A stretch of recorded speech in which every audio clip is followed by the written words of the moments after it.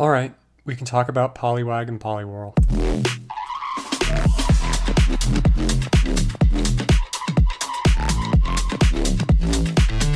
Okay, so these sounds are probably mostly roar. That's where this sound comes from.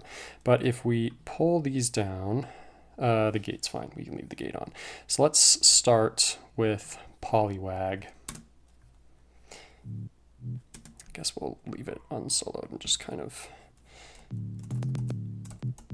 it's very poppy. So this is tarp. So yeah, this is used for like 808 and kick sounds. Right? But it's just a good like subby synth. And what I'm doing is lots of stuff. So if we start with the first stage here, there we go.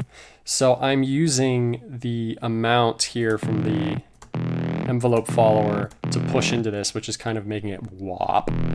And then I'm doing the same thing in the second stage. I also have this just there for some reason, because it sounded cool. So this one is where it gets a little bit more interesting. So this is the fractal shape. And I'm doing the same exact thing, but then I also am using the envelope follower to push in the opposite direction to kind of push this down. I also have a... yes, that's why. So this control right here, this guy, is supposed to cancel out the feedback. So it only feeds back while it's receiving input, but I've noticed that that's not entirely the case.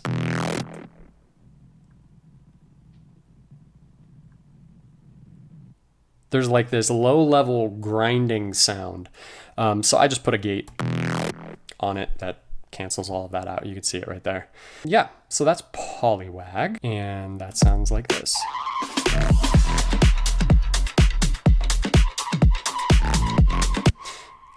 This is actually really cool. I like this part. And yeah, the feedback is just doing a delay. This feedback here is doing just a synced delay, which I thought was cool. So Poliwhirl is very similar, except I changed the shapes here and I changed the decay. So this, that's the moneymaker. So I want to show you something first. If we do a saturator, so if we put a saturator right there is fine. There's this thing you could do with the saturator where you modulate the bass, which actually maybe I'll do a shaper. Yeah, shaper MIDI. Wow, that load time. Holy shit. Okay, so I have a shaper MIDI device and it's connected to this saturator here just so that I don't have to automate it. Right, and it's controlling the bass here. So if you have this set to the sinoid fold, right, you can create these like womps and stuff. And the sinoid fold reminded me of, let's get rid of these, when I opened up Roar and saw the polynomial, it looks like the sinoid fold. And I'm like, ooh, I wonder if you can do a similar thing. So basically I have the envelope follower, which is triggering the shaper amount. So if I turn the amount all the way up, it starts all the way at 0 and pushes it all the way up. And then I'm using the low pass filter kind of in the same way. I've got a little resonance. So that's cool. Next, and this is really sick. So the noise shaper is really good for basses and stuff, just adding that white noise on top. And I don't think I'm not doing any modulation here. I'm just, but I did push the bias. Although that's also really sick. Play with the bias, because that sounds really sick actually. But I moved it up there because I thought it more accentuated the polynomial down here, and I didn't want to take away from that. I wanted it to be a womp. That's how you do that.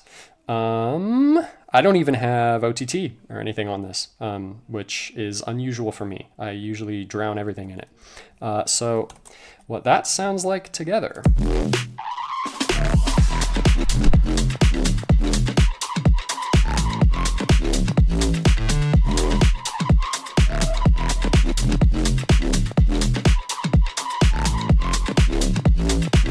I think that's all I have. So, I don't know.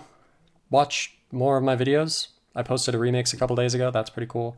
I'm thinking about doing a breakdown on that because I have some cool stuff in that track. Lots of cool stuff. And I did use Meld. So, yeah, check those out. And I'll see you next time. Bye.